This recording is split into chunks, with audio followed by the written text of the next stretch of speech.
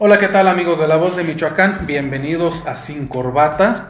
El día de hoy nos acompaña Bernardo León. Hola. Él actualmente es asesor de la Policía Morelia, pero también estuvo al frente de la corporación. Asimismo ha sido asesor de distintas dependencias de seguridad en todo el país, del Secretariado Ejecutivo también, Así es, ¿verdad? sí, Del sí, Secretario Ejecutivo del Sistema Nacional de Seguridad Pública. Recientemente presentó su libro Azul Puro, que es eh, donde analiza la importancia, las necesidades y todo lo que implica la policía municipal. Tienden a estar un tanto desvirtuadas en la percepción de la ciudadanía, porque bueno, se han dado casos de abusos, de atropellos, etcétera, etcétera, señalamientos incluso de que en algunos municipios la policía está bajo o está en colaboración con criminales, y todo esto que a final de cuentas merma la imagen de la policía municipal, su credibilidad ante la ciudadanía. ¿Cómo revertir esto? ¿Se puede? Mira, yo lo primero que te diría es, hay una percepción quizás equivocada. Déjame decirte, y es una de las cosas que pongo en el libro. En 2011, cuando se hizo esta encuesta de victimización, digamos, con la nueva metodología, le preguntaron a la gente si confiaba en la policía municipal, en los diversos municipios del país. Y el 33%, o sea, solo el 33% de la gente dijo que confiaba en la policía municipal, un tercio. Eso fue 2011.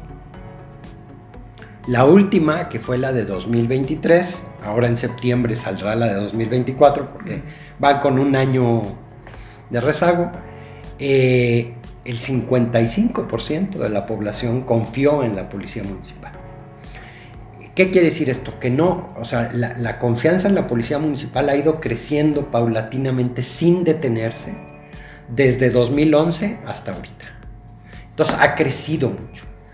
Y luego te dicen, oye, pero a ver, el 90% de la gente confía en el ejército, en la marina, incluso en la Guardia Nacional. Y yo siempre les digo, sí, la única diferencia es que casi nadie tiene contacto con la marina o con el ejército, porque la policía municipal es la que tiene temas de vialidad, es la que si hay una persona enferma llega, es la que arregla el tránsito, es la que obviamente es primer respondiente a un montón de delitos, y eso genera conflicto todo el tiempo, ¿no? Entonces, claro, pues tienes más contacto con la policía municipal, pero cuando le preguntas, oiga, ¿usted ha tenido contacto con la marina? Pues menos del 5% de la población te dice que sí. Entonces, pues sí, así es muy fácil tener buena imagen, ¿no? Sí. Pero no, la policía municipal es la policía que está conviviendo cotidianamente con el ciudadano. Y ha crecido la confianza en la policía municipal a nivel nacional de 33% a 55%, que es un montón. Y también pues es la policía que resuelve los asuntos. Déjame darte un dato que platico en el libro, porque una parte muy importante del libro es justo enseñarle, o sea, que todo el mundo se dé cuenta de lo importante que es la policía municipal, mucho más importante que la estatal y que las federales. Te voy a dar un dato para sustentar lo que estoy diciendo. Sí. La policía municipal a nivel nacional es el 33% del estado de fuerza, o sea, del 100% de los policías que hay en México, estatales, federales, municipales, ellos son un tercio.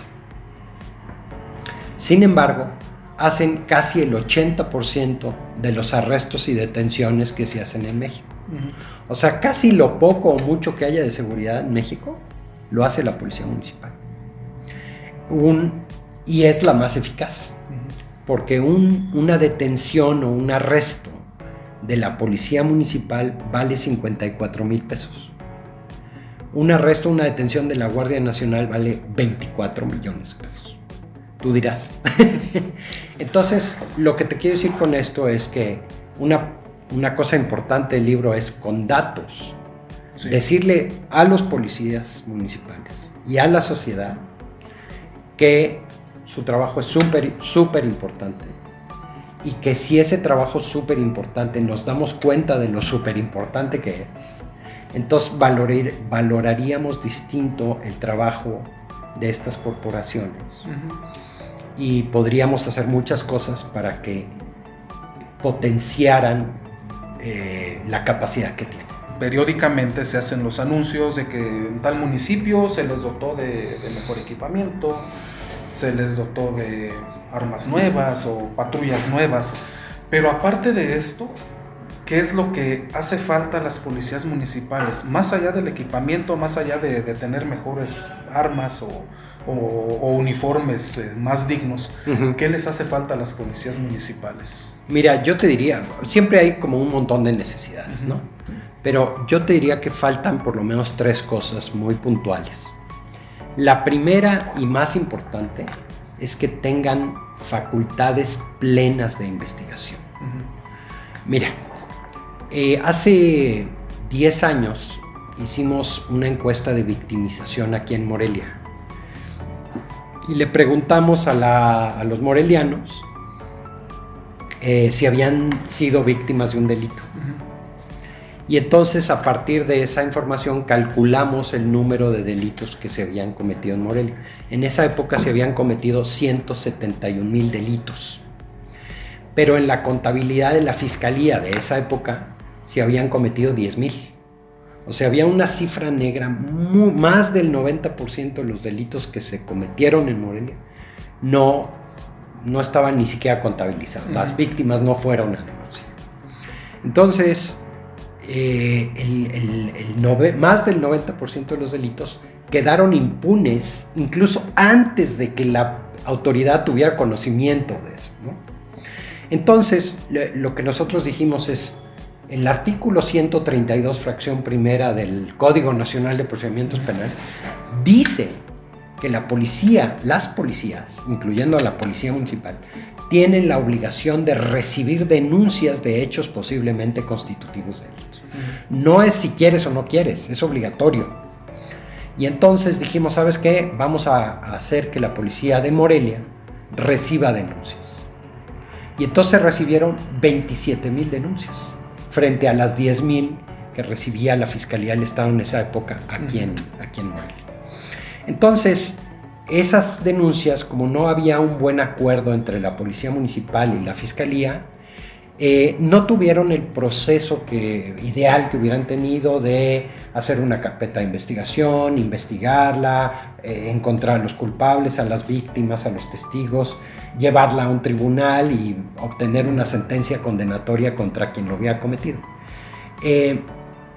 Entonces, la Policía Municipal, que es por mucho la más cercana y la más numerosa, casi en todos los municipios, lo que más hay es Policía Municipal,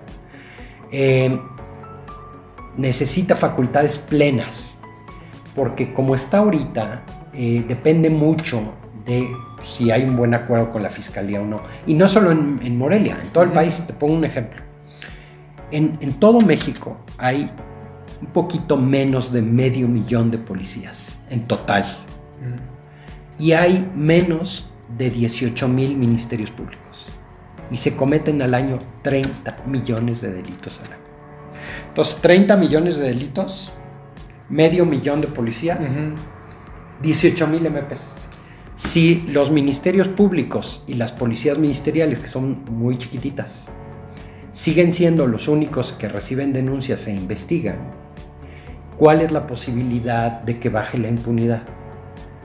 Muy poquitita. En México hay 99% impunidad, ¿no?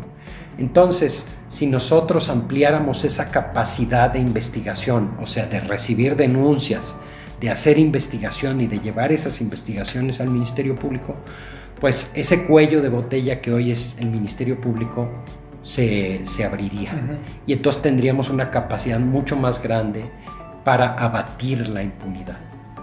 Es decir, estos criminales que hoy cometen delitos y que quedan impunes, la mayoría de ellos ya no quedarían impunes. Entonces, cuando a mí me preguntan, todas las policías municipales necesitan más gente, necesitan más armas, más patrullas, todo siempre ayuda, estar bien equipado y bien todo.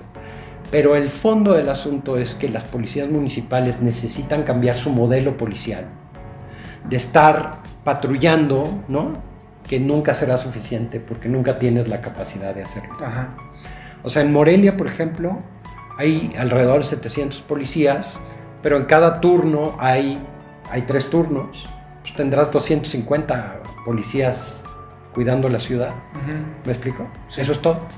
Sí, que aparte que, bueno, porque muchas veces cuando sucede algo en redes sociales, por ejemplo, cuando se da a conocer un hecho, una de las primeras preguntas que van a aparecer en los comentarios es ¿y dónde estaba la policía? Así es. Y bueno, tenemos que ser conscientes de una cosa, no puede haber un policía en cada esquina, ni ese, debería. Ese es el punto. Entonces, cuando me preguntan a mí qué necesitan las policías municipales, yo cambiar el modelo policial, porque el modelo de patrullaje nunca va a alcanzar, precisamente por lo que tú dices. En cambio, si esas policías empiezan a investigar, te voy a poner un ejemplo, a ver qué te parece. Hubo un experimento que a mí siempre se me ha hecho muy interesante, nada más que es muy viejo, hace 50 años. Ajá. Hicieron el experimento de Kansas City, que fue muy famoso. Y entonces dijeron, a ver, había un debate entre el jefe de la policía de Chicago, el jefe Wilson, y el jefe Kelly, que era el jefe Wilson decía, vamos a poner policías, omnipresencia policial en todos lados, y eso va a evitar que se cometan delitos. Y esa es la hipótesis más socorrida. Todavía hay muchos jefes de policía en México que siguen pensando así. Y el jefe Kelly le decía, pues mira, sí, a lo mejor sí, pero nunca tienes policías en todos lados. ¿Dónde estaba la policía? ¿Dónde? Pues haciendo lo más que pueden, ¿no? Y entonces dijeron, a ver, vamos a hacer un experimento. En un lado vamos a triplicar el número de policías. En un sector de la ciudad, 3 veces más policías. En otro sector, ni un policía. Vamos a quitar a todos los policías. Y en otro sector, pues lo vamos a dejar igual. Entonces, vamos a ver qué pasa. Y así se estuvieron 2 años. Al final de los 2 años, revisaron qué había pasado. Entonces, en el sector donde triplicaron el número de policías, no pasó nada. Ni aumentó, ni se redujo la incidencia, ni aumentó, ni se redujo la percepción. En el sector donde no había ningún policía, más que para temas de emergencia, ni aumentó, ni se redujo la incidencia, ni aumentó, ni se redujo la percepción. Y en el de igual, pues quedó igual. Entonces el jefe Kelly lo que decía es, a ver, es que el modelo policial de llenarnos de policías no es, porque no hay presupuesto que aguante, entre otras cosas, ¿no? Lo que necesitamos es enfocarnos en el universo criminal. ¿Qué es eso? Que si yo te digo, oye, en Morelia la fiscalía dice que se cometen 15,000 delitos, pero realistamente a lo mejor se cometen 150,000, porque es el 10, o sea, es el 90%. Sí. Entonces, la pregunta es, ¿cuántos criminales cometen 150,000 delitos? Porque los delitos no es un fenómeno de la naturaleza. O sea, como que de repente si hablamos del crimen como si habláramos de un terremoto, ¿no? No. Los crímenes los cometen gentes. Entonces, si te pones a hacer cuentas rancheras, ni siquiera tienes que hacer un estudio actuarial. Y saber si un criminal comete un delito a la semana, son 52 delitos por criminal. Si son 150,000 delitos, pues estás hablando de un universo de a lo mejor 2,000 o 3,000 personas. En una ciudad de 1,000,000 de habitantes. Entonces, lo que decía el jefe Kelly, y eso ha evolucionado mucho en 50 años, pero el origen era, no te preocupes por andar cuidando a la gente que no va a cometer un delito. Mejor enfócate en los que sí van a cometer un delito. Y casi siempre tienes antecedentes de ellos porque han caído en barandilla, porque fueron a justicia cívica, o porque los detuviste por tomar drogas, por vender drogas. ¿Me explico? Entonces ya no necesitas un grupo de policía tan grande, sino un grupo de policía mucho más enfocado. Y la lógica del patrullaje cambia porque no es para ver si cometen un delito o no, es para obtener información. Esa es tu chamba número 1. Sí, hacer labor de inteligencia. Entonces, si la policía cambiara el modelo policial de nada más estar patrullando a utilizar ese patrullaje para hacer investigación, y esa investigación que te lleve a ese universo de gente que está cometiendo delito, que es chiquito pero latoso, muy latoso, y entonces esa investigación poderla procesar y llevarlos a una sentencia condenatoria, entonces como dicen, muerto el perro se acabó la rabia, ¿no? Porque entonces te vas sobre eso. Sí. Yo creo que eso es lo que más le falta a la policía. Sí, que es, bueno, podría traducirse a, tenemos una zona muy caliente, en lugar de llenar esa zona caliente de policías, mejor ver quiénes son los que calientan esa zona, ¿no? Así es. Para evitar que sigan haciéndolo. Sin duda alguna. Sí, oye, es que resulta que roban 200, no sé cuántos Oxxos. En Morelia roban Oxxos prácticamente todos los días. ¿Quiénes? ¿Cuántos Oxxos hay en toda la ciudad? X, no sé cuántos hay. 200, 300. ¿Y cuánta gente roba esos Oxxos? 10, 20, 30 personas. Pues vamos tras ellas, ¿no? Sí, y como usted dice, seguramente el que asaltó ese Oxxo hoy en la mañana, a lo mejor ya tiene otros San Benitos, ¿no? Así es. Ya fue detenido por otros delitos. Es lo más probable, lo más probable. Entonces, el modelo policial, si lo cambias con la lógica de reducir el delito... ¿Es posible sanear las corporaciones policíacas? Claro. ¿Cómo se puede hacer? Mira, yo pienso que hay dos maneras. O sea, la primera y más tradicional es tener un contrapeso, ¿no? Primero está asuntos internos, que es como la policía de la policía, ¿no? Que investiga las denuncias de pues, un mal comportamiento, corrupción, abuso, etcétera, de la policía. Y que eso va a dar a una comisión de honor y justicia. Eso es lo tradicional, tiene su margen de éxito, pero es muy limitado. La verdad es que deberíamos pensar qué habita en la mente de un policía que te pide dinero o que comete un delito o que hace mal uso del poder que tiene.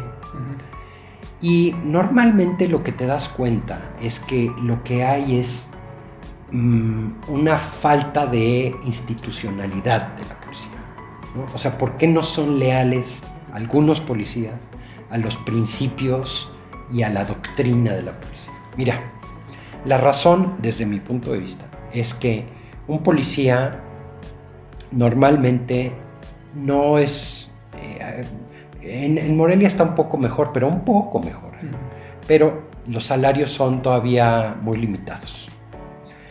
La carrera es nula. Y el reconocimiento todavía hay un camino que recorrer. La gente que sabe de recursos humanos te dice, mira, para atraer, retener y motivar a los mejores en la corporación, necesitas tener una buena carrera, o sea, que tengan la perspectiva de quedarse ahí toda su vida.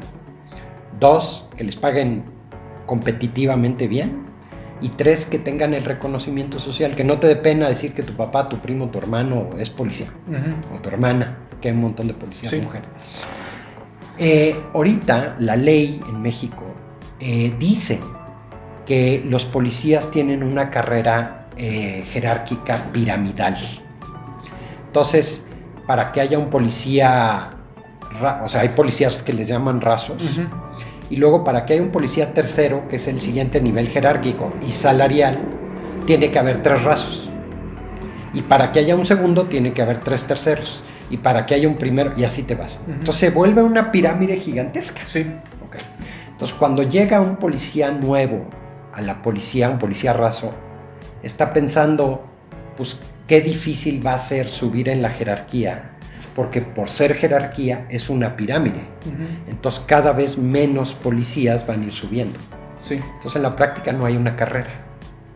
Entonces cuando pasa la novedad de los casi 14,000 pesos que ganan al mes aquí, pero hay otras policías donde ganan 18, 20, etc. De repente dices, pues ya no voy a subir. Y además eso tiene un defecto, que a lo mejor para subir, pues tienes que cambiar la lógica de tu trabajo, porque empiezas a dejar de ser operativo para ser directivo. Pero no todos tienen capacidad de ser directivos. Sí. Hay una cosa que le llamamos el principio de Peter. Lo que decía Peter, fue muy famoso, es que todos tenemos un nivel de incompetencia. O sea, tú eres un gran vendedor, pero eres un pésimo gerente de ventas, porque a ti lo que te gusta es vender, no administrar vendedores. Entonces, lo que pasa mucho en las policías es que como necesitas subir de jerarquía para ganar más, pues hay un nivel de incompetencia. Sí. ¿Me explico? Entonces, lo que se debe de hacer es que haya una carrera basada en la antigüedad y en el desempeño, no en la jerarquía. Y entonces, cuando un policía ve que puede hacer una carrera, que puede ser policía raso toda tu vida, pero que por antigüedad y por desempeño va a mejorar tu salario y tus ingresos. Y que tiene incentivos. Sí. Así es. Entonces, como pasa en las grandes policías del mundo, sí. dicho sea de paso, entonces lo que acaba pasando es que generas institucionalidad. ¿Por qué? Porque los policías tienden a no corromperse, a no descuidar su trabajo, porque ahí está su vida, y es una buena vida. Entonces, ¿se puede erradicar al 100% la corrupción no solo en la policía, en las instituciones? Sí. No. ¿Se puede volver un problema marginal en vez de un problema generalizado? Sin duda alguna. Claro que se puede. Pero no solo es que haya un auditor que te esté viendo a ver que no te corrompas, ¿no? O incluso que te pongan cámaras. Eso está bueno. Ajá. Pero eso no... Pueden pasar muchas cosas. Lo que va a hacer que la policía sea más honesta es que tenga un buen empleo, que sea una buena carrera, que esté bien pagada y que haya un reconocimiento social a tu trabajo. Y entonces no te arriesgas a salirte de eso que te da casita, ¿no? Que te da, claro. Te sientes parte de la institución, ¿no? Aquí en México, en todo México, la rotación de los policías puede ser hasta del 100% cada 4 años. No se quedan porque no hay carrera. Sí, se sienten estancados. Y ahí es donde hay la posibilidad de corrupción. Sí, o los mueven, ¿no? Como se ¿También? dio cuando tantos policías que eran de la Policía Federal, y cuando entra la Guardia Nacional dicen yo me voy. Claro. Porque los iban a mandar a otros estados, porque iba a cambiar la dinámica.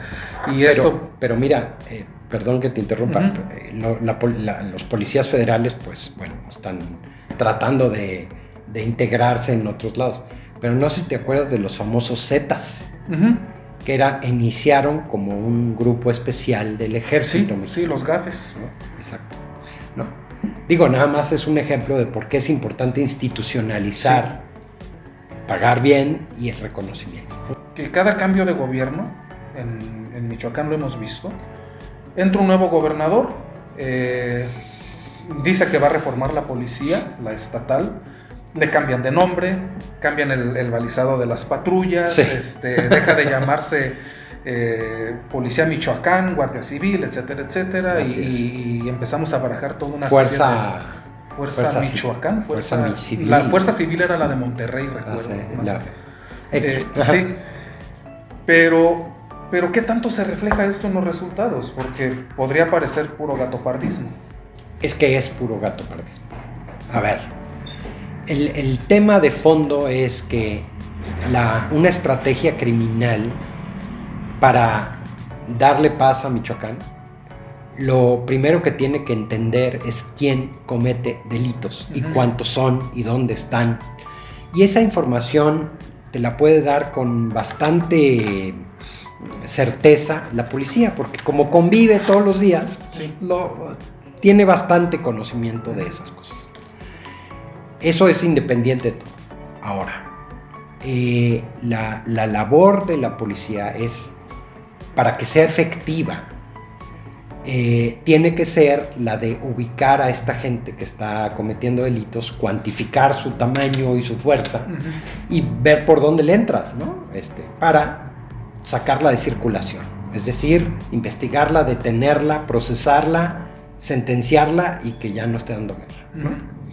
Entonces, el problema es que la policía es muy vistosa. O sea, si yo pongo fotos de policías y patrullas y armamento, pues tiene un buen impacto. Sin embargo, pues los datos son pues muy difíciles de refutar, ¿no? Porque la gente, no solo en Michoacán, muchísimas partes de México, se sigue sintiendo insegura, sigue siendo víctima del delito y sigue habiendo una impunidad muy grande. Entonces, por ejemplo, en el caso de Michoacán, sí, yo me acuerdo que era policía estatal, luego fuerza no sé qué, fuerza Michoacán, ¿no? Luego guardia civil. Está bien, digamos, cada quien que le ponga el nombre que quiera, pero el chiste es eso, cómo cambia la sustancia de la convivencia social pacífica o segura, si tú quieres, ¿no? ¿Qué impacto tiene? Y el impacto es que no tiene ninguno, sino lo que sí hace, lo que sí podría hacer es decir, oye, vamos a ubicar a este universo de gente, vamos a hacer estrategias dentro de la ley, obviamente, para sacarla de circulación y vamos a hacer que la gente se sienta más segura y que esté más segura, las dos cosas. Y entonces eso podría llamarse, como quieras que se llame, la gente te lo reconocería y lo sentiría. Y el turismo que llegaría a Michoacán sería el doble o el triple, sin que tengas que decirlo, porque se siente. ¿Me entiendes? Sí. Entonces, el trabajo, ¿cómo te diré? Lo que tenemos que aceptar todos es que un trabajo policial sólido se mide por sus resultados. El inventor de la policía, se llamaba Sir Robert Peel, de la policía moderna, que fue el que fundó la policía inglesa. Y como se llamaba Robert, y a los Robert en inglés les dicen Bobbies, por eso los policías de Inglaterra les dicen Bobbies, a la fecha, 200 años después, ¿no? Y uno de los principios de este señor Sir Robert Peel decía que el éxito de la policía consiste en que la gente se sienta segura, no en que la gente vea que la policía está trabajando para que te sientas seguro. A mí no me importa si hiciste 30 operativos, si subiste, bajaste o hiciste lo que fuera. A mí lo que me importa es que yo esté seguro y me sienta seguro. Sí, y esto, bueno, nos puede llevar a pensar que se han estado haciendo las cosas al revés, ¿no? ¿Por qué? Pongamos el ejemplo durante el anterior gobierno del estado, el de Silvano N., es buscado por la justicia, entonces tenemos que cuidar el debido proceso. Claro. En ese periodo de gobierno, por ejemplo, mataron a 10 en Zamora, ¡rum! Manda 500 policías, y con bombo y platillo, boletín, fotos, etcétera, etcétera, para decir que ya estaban ahí esos 500 policías después de que la noche anterior habían matado a 10. Claro. Pero pues uno puede decir, ¿ya para qué? Ya los mataron, y los que lo mataron seguramente ya no están ahí. O sea, yo no, es como, hay el sacrificio de tantos policías, hay el esfuerzo, que así como decir, se están haciendo las cosas chocas, yo no me atrevería, porque imagínate, todo lo que hay detrás de esos policías que claro. están un día en Apatzingán y al otro día en Coahuayana y luego se vienen a Morelia. Sí, no me refería a quien toma las decisiones. Pero mira, yo creo que sí, o sea, el modelo policial es el que no está jalando, ¿me entiendes? Y el modelo policial en relación con el Ministerio Público, las dos cosas, ¿no? Porque luego se habla poco de la Fiscalía y del MP, pero están en condiciones similares, o sea, son poquitos, están sobrecargados de trabajo, turnos agotadores, pues claro, no van a dar el servicio de calidad que todos estamos esperando. Entonces, mira, yo lo que sí creo es que el planteamiento de reaccionar a todo lo que está pasando no es el correcto, ¿me entiendes? No porque dejes de reaccionar, sino porque cuando vas a dejar de administrar la crisis, cuando vas a entrar en control del problema, ¿no? Y ese entrar en control del problema, el otro día detuvieron a 4 extorsionadores, ¿no? No, a 2. ¿O a 2? A 2. Está bien, digo, qué bueno. Sí.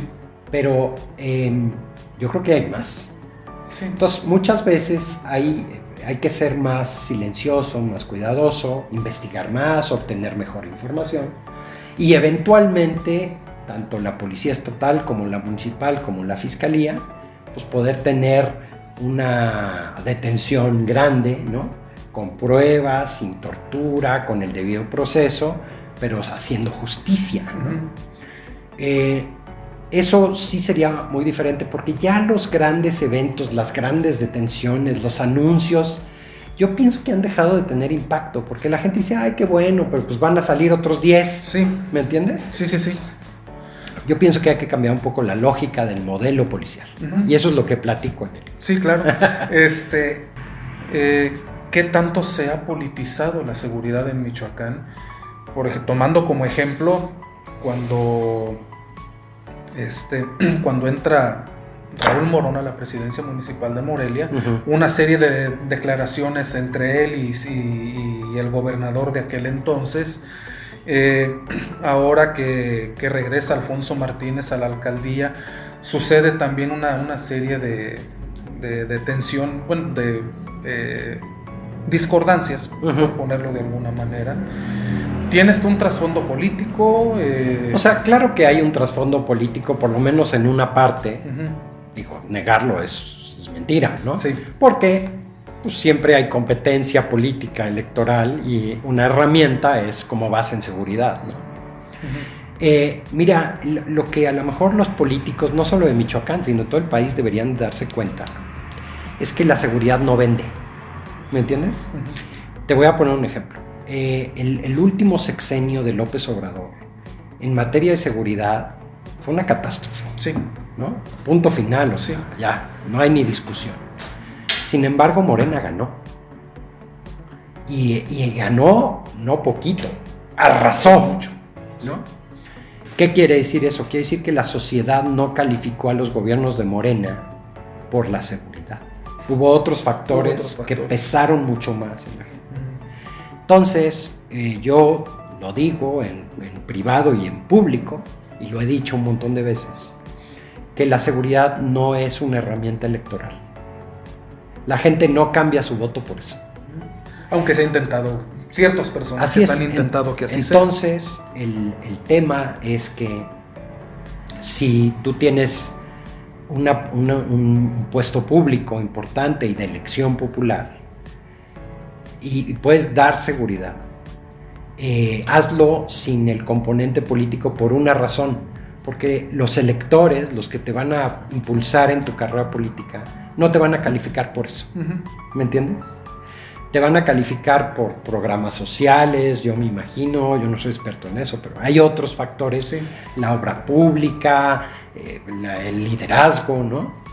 Pero la sociedad, yo siempre digo que la seguridad es como, ¿cómo te diré? La intendencia. O sea, solo te das cuenta cuando todo está sucio, nada está arreglado, los baños no están limpios. Pero cuando todo está arreglado y limpio, pues ni las gracias les das a veces, ¿no? Pero en ese sentido, en México ahorita el problema de seguridad es muy fuerte. Y la gente está esperando que se arregle. Aunque a la hora de votar, si te fijas, no pese. Uh-huh. Velo, ¿no? Sí. Por ejemplo, y eso lo ves, estábamos hablando de Morena, pero déjame ponerte a la inversa. En Guanajuato. En Guanajuato hay un problema de seguridad muy serio. Sí. Y han ratificado al PAN 30 años o 35 años, ¿me entiendes? Etcétera. No, de verdad, ahí es la seguridad, como decía así Robert Peel, no se dice, se siente. Uh-huh. Y eso eventualmente va a generar seguramente otros beneficios políticos para quien haya hecho un buen trabajo en seguridad. Uh-huh. Pero atracción de inversiones. estarte peleando por quién hizo la detención o quién cuida tal calle o quién va a hacer tal operativo, para ninguna de las partes genera bonos políticos, por lo menos no se ha visto. Ajá. ¿No? Sí. Como reflexión final, ¿ve usted posible que la crisis de inseguridad que vivimos actualmente, no en Morelia, sino a nivel en todo el país, en todo el país, algún día se saldrá de esto? Sin duda. Mira, yo creo que, ahora sí déjame hablar de Morelia. Yo creo que algo que ha demostrado la política, perdón, lo voy a decir así, de Alfonso Martínez en Morelia, es que se puede reducir el crimen. Déjame decirte, porque ya sé que... Pero te voy a poner un ejemplo que yo conozco y ahora que podamos medirlo, pues vamos a ver. Cuando yo llegué en 2015, que me invitó Alfonso a la policía, teníamos 120 policías y se cometían en Morelia 171,000 delitos, medidos, no inventados, medidos. En 2018, cuando nos fuimos, pudimos demostrar, medido, que se cometieron 104,000 delitos. Es decir, hubo una reducción real del 40% de los delitos, medida. y pasamos de 120 policías a 840 policías. ¿Qué quiere decir esto? Que se puede arreglar el problema, sin duda. Nada más que, como decían los viejos políticos priistas, ciencia, paciencia, constancia y circunstancia. Sí. ¿No? Tenemos que hacer la chamba. Yo creo que sí se puede. Yo creo que México puede pasar de 20 homicidios por cada 100,000 a 4 homicidios por cada 100,000. Puede, tiene todo para hacerlo. Tiene policías, tiene MPs, tiene sistema de justicia, tiene todo. Hay críticas, siempre las habrá. Pero pues, el mexicano es, yo creo que uno de los pueblos más resilientes del mundo, ¿no? Entonces, yo creo que sí, no solo creo que sí, estoy convencido que sí se puede y que ya no tarda, ¿no? Pues que tenga boca de profeta. Ojalá. Finalmente, ¿su libro dónde se consigue? Pues gracias. Mira, este libro no es un libro teórico, es un libro hecho con experiencias y anécdotas de cosas y sin que han embargo pasado. de lectura muy amena. Sí, está muy ameno. He estado en Morelia, he estado en León, he estado en Monterrey, he estado en un montón de lados y de ahí salen las historias que ahí cuento.